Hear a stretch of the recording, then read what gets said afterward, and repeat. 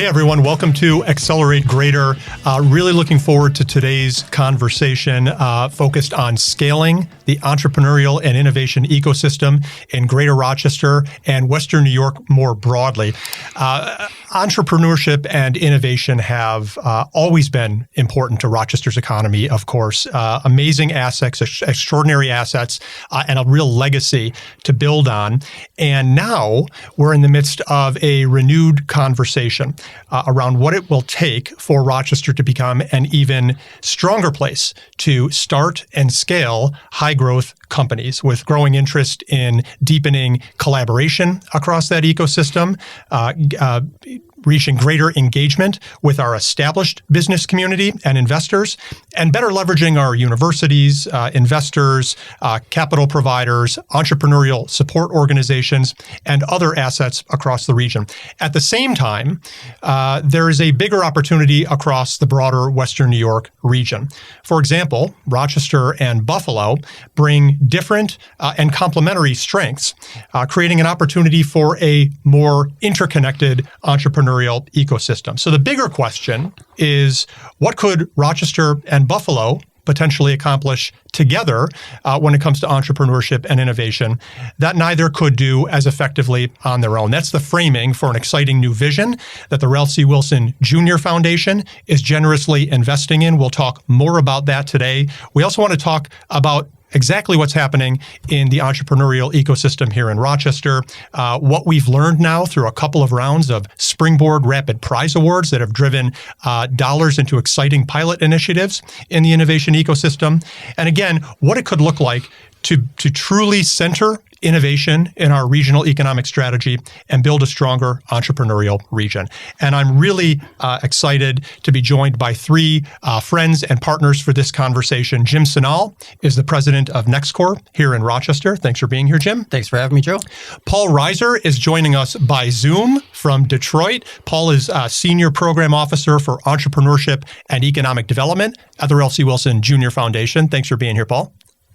Absolutely. Thank you for having me, everyone. And here in the studio, we're also joined by Ryan Williams. Ryan is founder of RAW Consulting. He is currently an IEDC Economic Recovery Corps Fellow, and he is now acting in the capacity of Program Manager for our new Entrepreneurial Ecosystem Accelerator, spanning Rochester, Buffalo, and the Western and Southern Tier. Ryan, thanks for being here. Thanks for having me.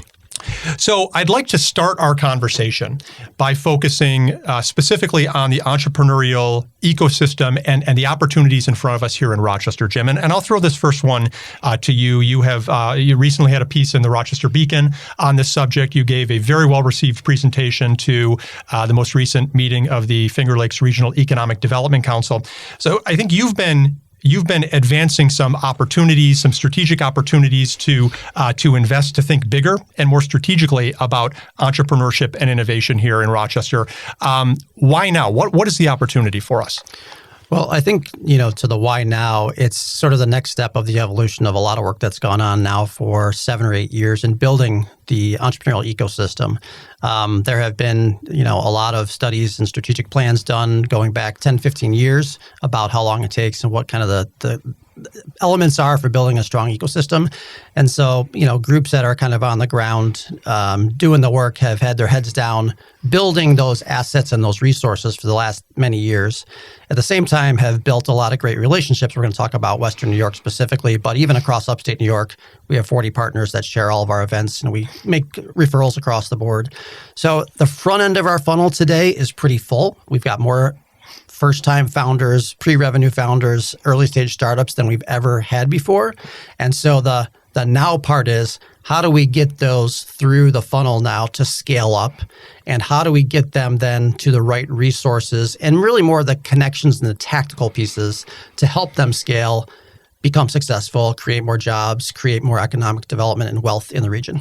Well, give us a sample of some of those opportunities to strategically invest in the ecosystem that you shared with the Regional Council a few weeks ago. How would you prioritize, say, the top 2 or 3?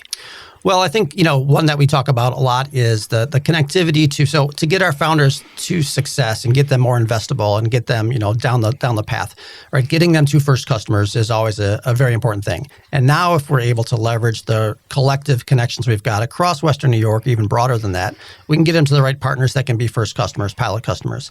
By the same token, the network we've got across this region to get them to industry experts from the very beginning, so they can put their idea in front of an industry expert, and that industry expert can say, oh my God, this is the best thing ever, or we've tried this 50 times, it doesn't work, through joining advisory boards. So leveraging the collective network of experts across our region, the business community, investor community, I think is one of the things that'll now help us really get these companies to the next level. And for those that may be watching that aren't as familiar with NextCorps, maybe a quick overview as well as the size, the scale of the portfolio companies you're working with right now. Sure. So NextCorps, we're a nonprofit. Our mission is to support innovative tech companies to help them launch and grow.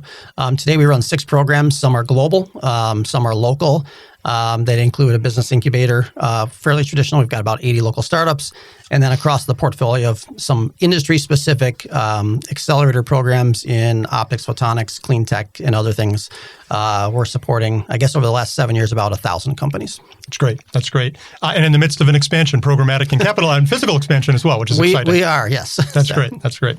So as I mentioned at the outset, this Rochester conversation sits within this much bigger effort, geographically broader effort, to strengthen entrepreneurship across Western New York. And Paul, I want to turn to you. The work of the RalphCWilsonJrFoundation and its generous investments in this space have really been the catalyst for this. A couple of years ago, you brought together stakeholders from across the Western New York and Rochester entrepreneurial ecosystems to inform what became known as the 2032 strategic vision for entrepreneurship. Can you just give us a little background on that process and from the foundation's perspective, the motivation for bringing together stakeholders across this broader geography? Yeah, sure. Thanks for the question. And again, thanks for having me, Joe. I think for the foundation really wanted to and has been looking at Western New York entrepreneurship for several years and saw just the opportunity, a tremendous assets, but as described by many on the ground as a fragmented ecosystem. Strong organizations, entrepreneurs, universities, investors, support organizations, but don't necessarily always operate as one interconnected entrepreneurial system. And so the foundation's spin down nature adds urgency to our goals of driving prosperity, driving growth.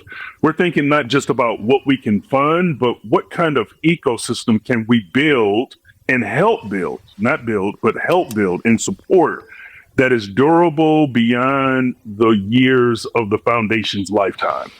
And so that horizon gives us a chance to think beyond individual grants and ask things like what capabilities need to exist, what conditions need to exist, why should the Western New York ecosystem, what should it look like, or what happens when philanthropy diminishes and or leaves. And so it gives us that time to think creatively about how to address some of those present questions.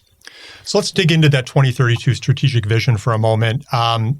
In summary, 3 stages, right? Stage 1 goes back a year and a half or two to what were called the Springboard Rapid Prize Awards, an effort to get dollars out into the ecosystem in Rochester, Buffalo, and the Southern Tier quickly, low application threshold, to really get behind pilot innovations that were exciting and had promise, but absent the foundation's generosity, probably wouldn't have had the resources to move forward. So there were a couple of rounds of Springboard Rapid Prize Awards.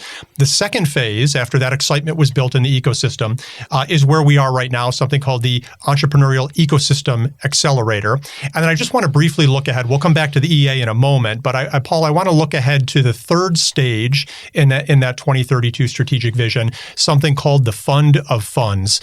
Really exciting opportunity to address at least a part of that capital gap that promising startups in our region too often face. Can you speak a little to the Fund of Funds and what the foundation hopes that it can become?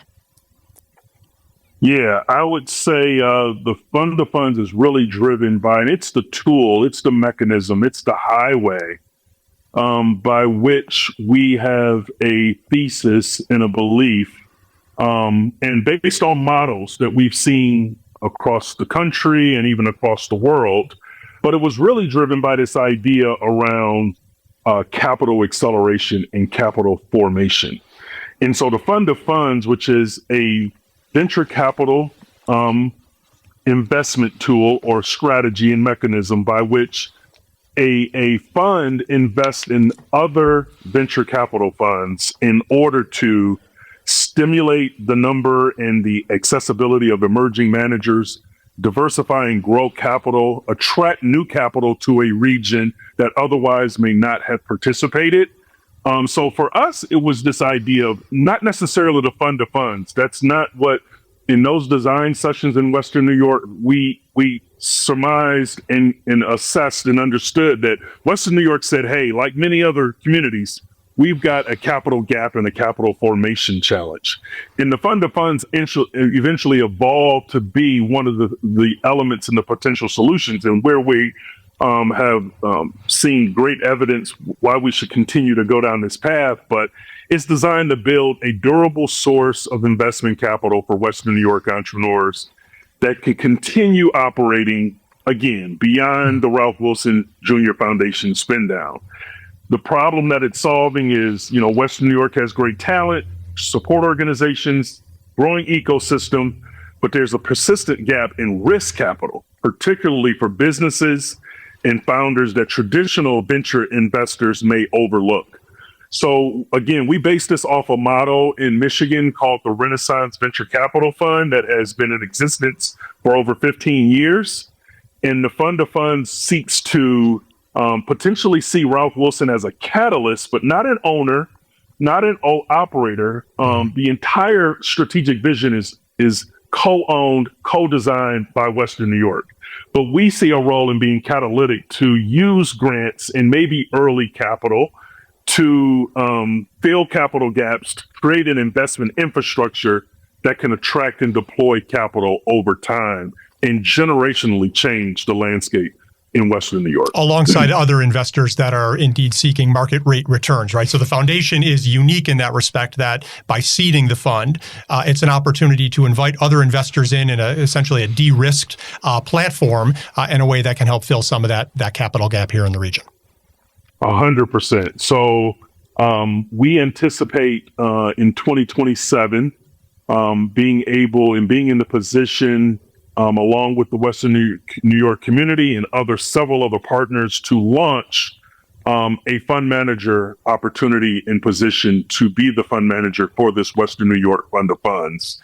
And him or her will help to, again, to your point, attract investors from across the country, but also be able to make investments in Western New York, and also, as a fund of funds is set up to do, achieve that market rate return by having the opportunity and the flexibility to invest in the best venture funds nationally.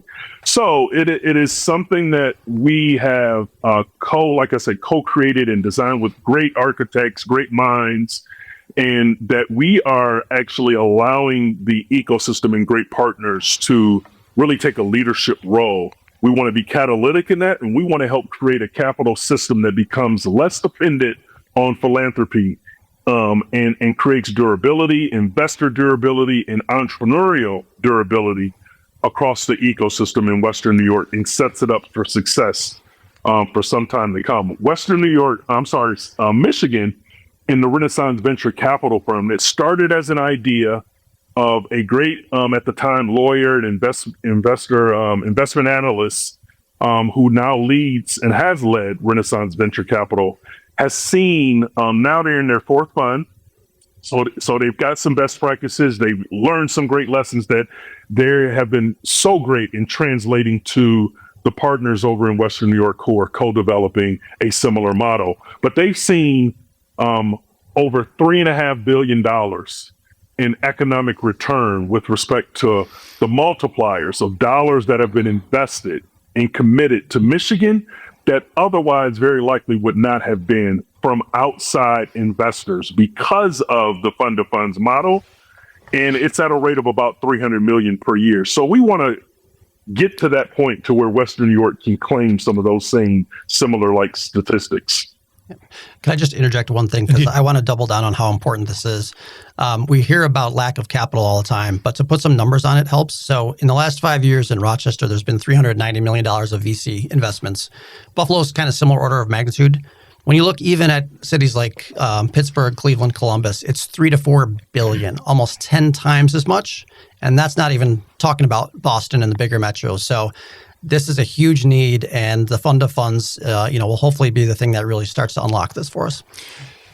Paul, you mentioned durability and sustainability, not just of the fund, but of the broader ecosystem over time, especially in light of the Wilson Foundation's mandated sunset, mandated spend down, right? That's where the second stage of the 2032 strategic vision plugs in. And Ryan, I want to turn to you on this as you're leading so many of those activities under that second stage, what's called the ecosystem accelerator. This is the true kind of on the ground, building connective tissue, truly building an interconnected ecosystem across markets that maybe haven't historically thought about themselves as part of a shared ecosystem. Can you speak to that EA role, give our viewers, our listeners a sense of your role in that and how important from a sustainability standpoint, building that ecosystem capacity is? For sure. Thank you for the question and for the opportunity to share. I think before stepping into this role, I had this idea that, oh man, this is going to be really challenging because there's this prevailing notion that organizations and leaders do not want to collaborate, right? That we want to be competitive, but that's just not true. I think what this role, what the Springboard EA work has really reinforced for me is that across the across the ecosystem, organizations really have an appetite to collaborate. Right? And the challenge is not necessarily that we need more programs or more resources, although in some instances we might. It's more so that the connectivity in the organizations it's not there, or at least not there from the perspective of the entrepreneurs in a way that makes sense. Right. And so what the Springboard, for example, the Rapid Grant Prizes have shown me, and speaking to the organizations who have been recipients of those prizes, it created opportunity for organizations to get together and experiment and have the permission to experiment without a lot of constraints. Right. And I think that created an important shift for these organizations in how they think, which is necessary, which is instead of thinking, what can my program or organization do for entrepreneurs? It's what do entrepreneurs need and who needs to be at the table in order to fulfill that, right? And so it broadens the way we think about engaging entrepreneurs, centering their experience and connecting to resources in our community or outside our community to fulfill that need. When I think about opportunities for broader geographic collaboration across this mega region, Rochester and Western New York more broadly, we're at a really exciting inflection point. It feels like we've been here for a few years now. Obviously, we have the New York Smart Eye Corridor Tech Hub, which is Rochester, Buffalo, and Syracuse down into Ithaca. We have the Regional Revitalization Partnership, which is the city of Rochester, Buffalo, and Niagara Falls. Now we have the 2032 strategic vision that looks at the entrepreneurial ecosystem as more interconnected. Ryan, I'd appreciate your perspective on this because I know you've done work not just in Rochester, but you've done quite a bit of work in your career in the Syracuse area as well. And while they're not, formally part of the 2032 strategic vision that's focused on entrepreneurship and innovation, and I think there are similar themes around building connectivity and communication loops across communities that don't interact on a daily basis, right? It is, ecosystem building in a smaller community is challenging enough, kind of that building that shared culture. Doing it over a broader geography is even more of a challenge. So from a kind of a strategic or tactical standpoint, how do you as the EA manager approach that and build that connective tissue? That's a great question that I feel like I rattle with all the time. And it comes down to one principle for me, at least in the entrepreneurship lens, right? As an entrepreneur, I should not have to understand the ecosystem to benefit from the ecosystem. And I feel like that's the biggest principle that stays constant no matter what the work, I'm involved in is. And what I mean by that is I've spoken to so many founders and entrepreneurs who've shared their story and the challenges they experienced throughout, that journey. And I always ask them the same question, did you feel supported along the way? Did you reach out to find the resources? They always say the same two things. A, I don't have time. I'm trying to run a business. Or B, when I did make the time to reach out, I was either turned away or they didn't specialize in what I needed and they didn't have a solution for me. Right? And so we cannot expect that our entrepreneurs have the time or should make the time to figure out how to navigate those resources. When someone comes to me and they need support, if I don't have that support, the responsibility doesn't end there. I should be able to direct them and connect them to the next partner and trust that I can make a warm handoff and they won't fall through the cracks. Right? Ultimately, I think that's what it's about. It's about making sure that the entrepreneurial experience, whether they understand that this is an ecosystem or not, they feel supported. And I think one thing I'd like to highlight here, collaboration does not mean lack of specialization, right? We still need very specialized support for our entrepreneur. Not every entrepreneur needs the same thing, but regardless of the specialization of the organization, the entrepreneur should feel like that organization is connected to a larger system of support. On that point, Jim, take us back to, you were in the room, whether it was at Darwin Martin House or at your shop at NextCorps for those planning sessions with others in the ecosystem that informed what became the 2032 strategic vision. As a critical part of that innovation infrastructure here in Rochester, how do you think about NextCorps' place?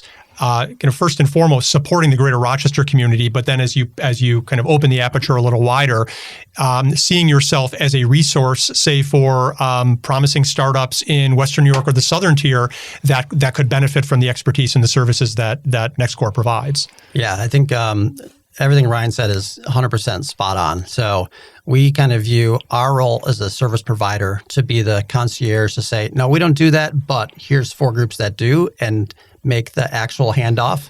And it's kind of this interconnected web, because you're right.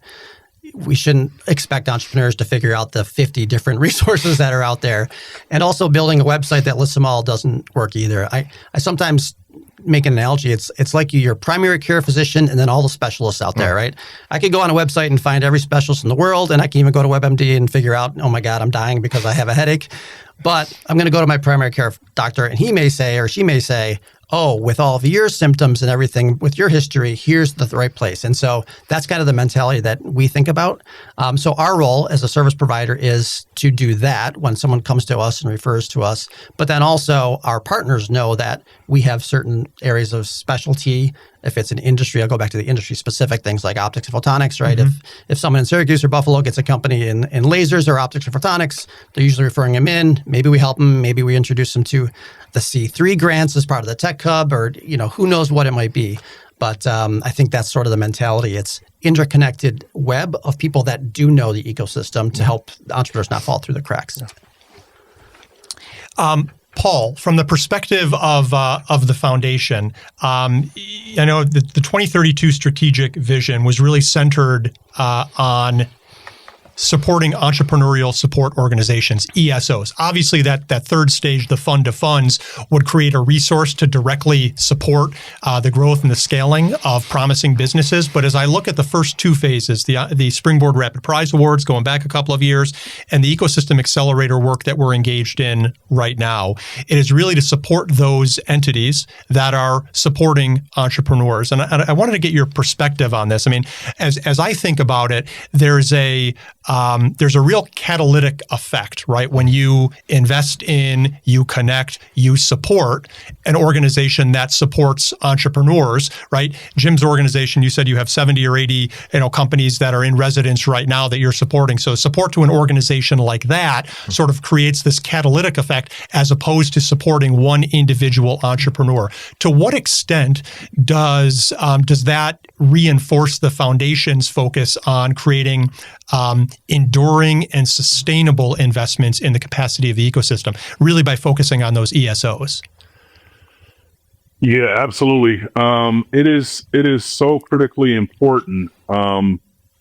because it becomes the foundation and the connective tissue by which an ecosystem can, in fact, become more resilient, more effective, more impactful, and better serve the entrepreneurs that they're intended to serve. But I think all too often, and I've been in this role, in this capacity myself, in a previous role here in Michigan, it is very easy to become enamored and consumed with that very goal that we're all so very passionate about, supporting entrepreneurs, making sure that they realize their aspirations, that sometimes you look up in 3-5 years gone by and you can ask yourself the question of, man, how am I supporting myself and my organization and my team and building a stronger network across the ecosystem so that I don't have to run as fast and as hard, but I can run more wisely, I guess you would say, with more wisdom by interconnecting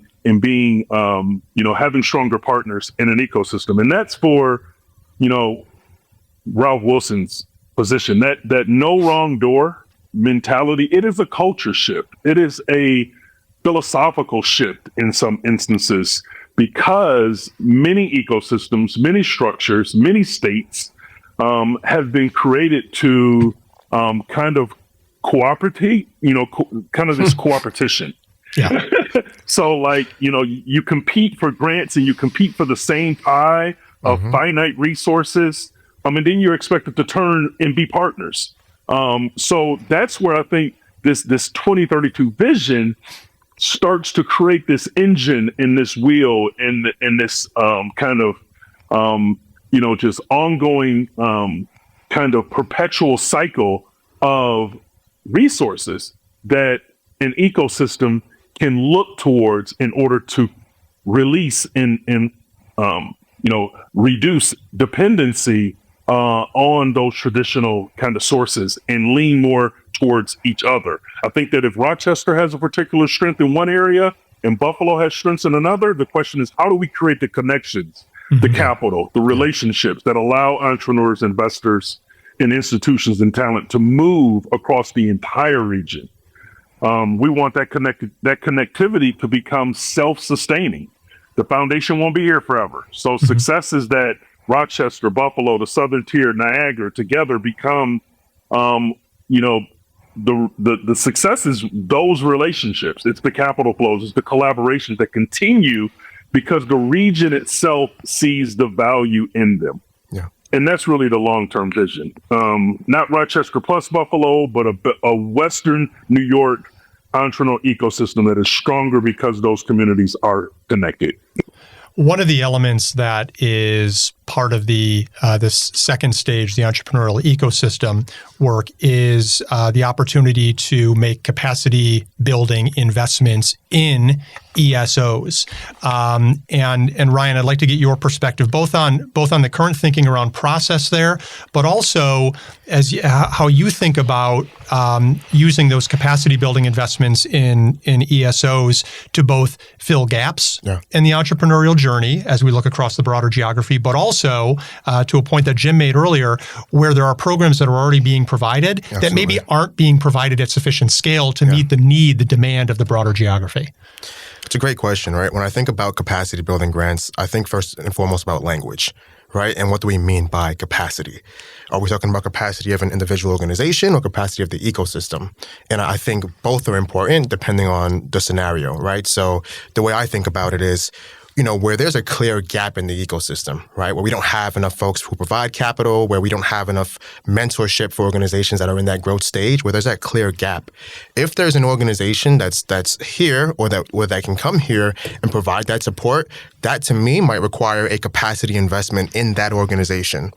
But where there's an oversaturation of support, right, i.e. startup mentorship, for an example, or developing your business plan, right, how do we invest in the ecosystem's capacity to better coordinate amongst these organizations, reduce duplication, and increase efficacy, reach, and scale, right? So that's how I think about it. It's these capacity grants should ideally help organizations coordinate better together, where there's a lot of duplication and minutia that they can work out and see how can we make this a more efficient, seamless, and intentional process in our community and across the region. And where there's areas where there's not support, that to me makes sense of who can provide that support. Let's invest in that organization. Yeah. One of the priorities of the Ecosystem Accelerator is on telling the story, lifting up those proof points, those examples of success, demonstrating that it is happening here and it can continue happening here and happening at greater scale. Jim, I know NextCorps focuses on this messaging piece and the storytelling element. Talk to us about how you as an organization approach that, how and why that's important, but also the opportunity to do that at greater scale in a way that, with deeper investment, in a way that builds excitement and energy about what's happening. I think the storytelling is critical. And it goes even back to your first question, like why now? Why try to get to the broader regional community to support entrepreneurship innovation? So telling those stories about what's actually happening that no one's aware of, so they can see there's some really exciting new businesses, new technologies, new innovation happening. And so multiple organizations kind of try to do that on their own. Like we're one of those. We try to collect stories from across the region, put it in our newsletter, put it on our social media accounts, but it really does require a much more dedicated, thoughtful, and ongoing kind of a drumbeat of activity, and to collect that information kind of across different organizations. I was on a call with one of our local universities this morning, and this came up. We need to do a better job storytelling about the innovations and the startups that our students are launching. Mm-hmm. Yes, we do. So all those things have to be part of this storytelling apparatus. And, up until this point, really no organization has sort of had the capacity and or kind of the mandate or resources to sort of do that. So I think it is something that I know it's in the plan, increased storytelling across the Western New York region, that'll have a pretty big impact. And how do you think about messaging those proof points at a broader geographic scale here? I think about, not just Rochester or Buffalo or the southern tier, but thinking about this interconnected geography and its competitive position relative to other large metros across the country. How do you weave together those stories from the Rochester market, the Buffalo market, and so on? Yeah, I think that's something that'll take a little bit of thought because there's obviously the easy aggregation of stories. Yeah. So Buffalo telling stories about 5 or 6 really cool, innovative companies that have raised a bunch of capital or gotten their first customers, and Rochester got the same thing, and you put those into a broader thing, and that's kind of one way to do it.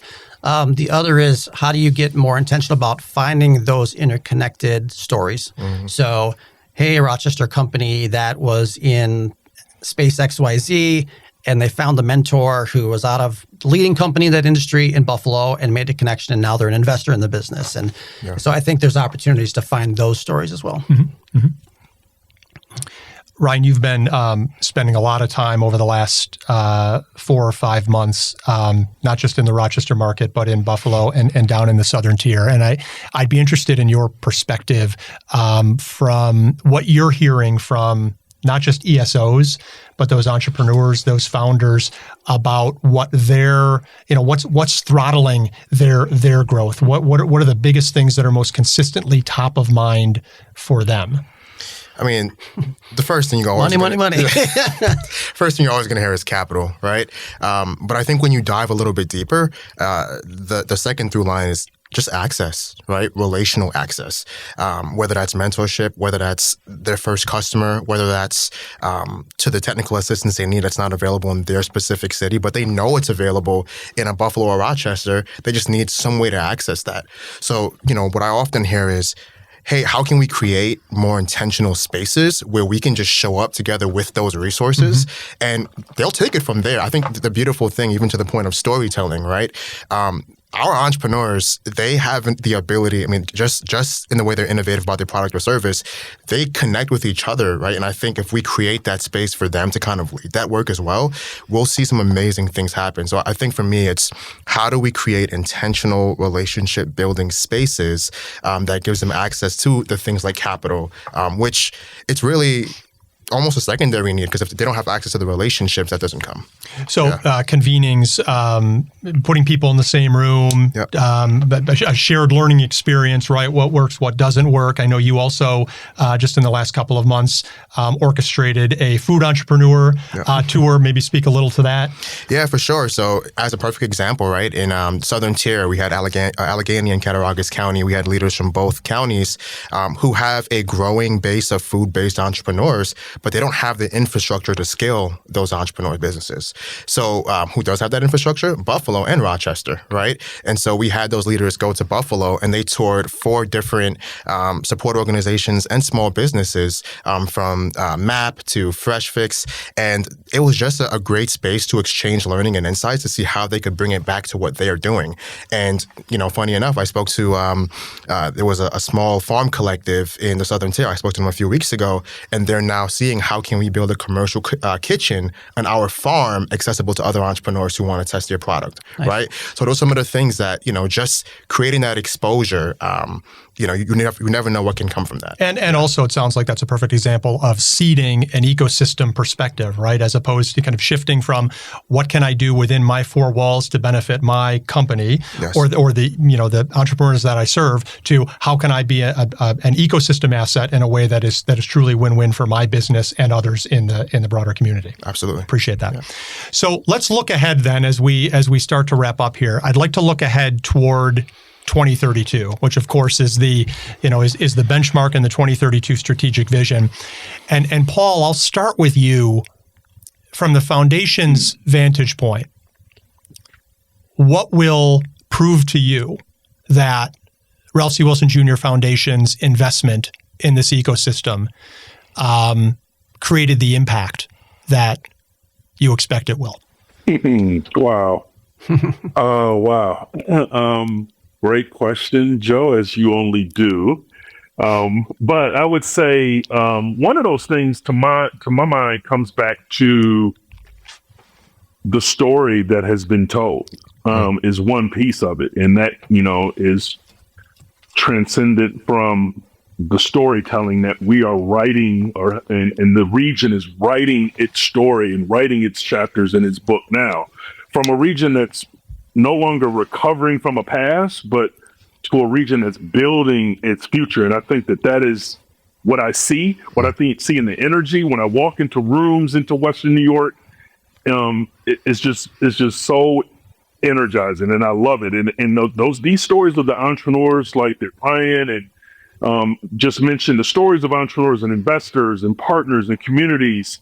That story has told how the system actually worked and what reinforced behaviors that the community wanted to see. What was that shift in collaboration, that shift in capital, that shift in connection, that shift in shared ownership, and how did that show up? So I think of, just kind of swirling around in my mind, I think that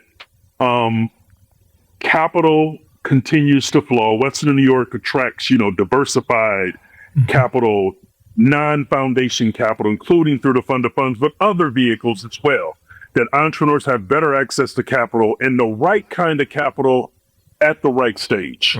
I think about critical ecosystem functions that can endure. So the convening, the referrals, the technical assistance, the connections, that there's no single actor that is funding or coordinating them, that this is shared, is distributed, the ownership has been transferred. Institutions and leaders have the incentives, they have the relationships, and they have the capacity to steward the ecosystem without Wilson or any organization being a default integrator. And this is so important because it is in fact what the community expressed years ago in those co-design sessions, in those brainstorming sessions, in those hundreds of sticky note sessions that they express the importance of that. Many of them said, Jim and others said in that room, and Joe, maybe even yourself and others said, we understand that the benefits of this, we may not reap all the benefits of this, that we are sacrificing, and we understand the importance of this sacrifice, that we've got to give up a little to get a lot later. And that way, entrepreneurs are going to be better off. particularly entrepreneurs who have historically had the least access to capital and opportunity, with measurable improvements in business growth and all the measurements, investment, jobs, and wealth creation. And then I'll lastly say that, so I wouldn't define necessarily success on how much we have invested or how many programs we supported. I think it'll be defined by whether we were able to help build an ecosystem that has the capacity, the capital, the relationships, and the incentives to keep creating opportunity long after we've gone. So if Western New York is stronger because Wilson was there, but not dependent on Wilson being there, that's success to us. Enduring and sustainable. I love that. I want to amplify one of the points you made earlier in that response, that it's not just happening on the ground, but that it is on the radar screen of entrepreneurs and investors and talent nationally, right? In a way that attracts interest and excitement, that eyebrows are going up, that it attracts capital, and in a way that, frankly, you alluded to earlier, Paul, in a way that challenges that kind of preconceived notion about our economic past, right? That it is happening here and it can happen here. Thank you for that, Jim. Bringing it a little more local within the Rochester Finger Lakes region, what needs to be different here in 2032 for you to be convinced that we've really moved the needle with this work? I think I would go with what Paul said. That was a perfect answer. So I would say ditto that. And that brought up kind of a model in my head of what we should be thinking about. We shouldn't be selling people of why they should be here in our Western New York region. We should be building a magnet that attracts them here. And all the stuff that Paul mentioned, the interconnectedness, the welcomingness, the access to the right resources, having the right resources, are all the pieces of that magnet that then makes people want to stay here, makes others want to come here. And so if I see that happening, I'll say that's a success for Western New York. Ryan, you get the final word. What is the end game opportunity in front of us? And maybe not just by 2032, but beyond. Well, I think I'd break it up into like 3 categories, right? So entrepreneurs, support organizations, ecosystem. For the entrepreneurs, when I think of entrepreneurs seeing this as a connected ecosystem, that looks like I'm not, accessing a Buffalo program. I'm accessing a program that's accessible to me, regardless of where I am. So it's removing necessarily the geographical marker of the program, and it just feels accessible no matter where you are in our region. 2, for our ESOs, it's not just informal collaboration. It's not just we're showing up at each other's events, or I know who runs NextCorps. I know to call Jim if I need to. It's structural collaboration, right? It's yes, warm handoffs, but can we get to a place where we have shared metrics and language around the ecosystem that we can agree to and track? Right? And then I think for the ecosystem at large, it's not just, I think to Paul and Jim's point, it's not just the initiatives we start or the capital we infuse, it's outcomes, right? Traditional outcomes, yes, around like jobs created and, revenue per portfolio company, but also who wants to stay here? Do our entrepreneurs actually feel like they can stay, work, play, and grow a life here, right? And ultimately, the last thing I'll say is, when I think about collaboration, it's not defined by the support organizations, and they understand that. To Paul's point, so many support organizations are willing to offer their time without the expressed guarantee of investment because they understand that collaboration is defined, or successful collaboration is defined by the beneficiary, by the entrepreneur. So ultimately, it matters more to me what they say at the end of the day. Do they feel this is a connected ecosystem that I can live, work, play, and grow my business? It's a great place to end the conversation. Paul Reiser, Jim Senall, Ryan Williams, thank you for joining us today. Thanks to all of our viewers and listeners for tuning in to Accelerate Greater, and we will see you next time.